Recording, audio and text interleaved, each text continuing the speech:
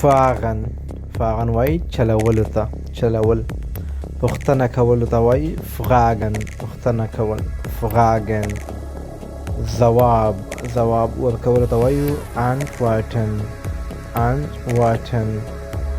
اړتیا، اړتیا یا ضرورت ته وایو brauchen، وایو ich brauche، مطلب وایو زه ضرورت لرم ich brauche، brauchen وایو ضرورت یا اړتیا ته.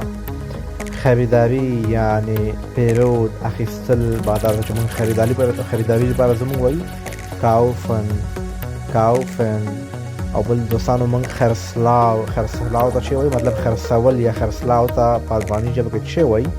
تاسو په کمنټ کې وکړئ چې تاسو هم تمرین وشي او دغه جمله چې یو د تاسو ولیکئ همیش لپاره بس تاسو یاد وي.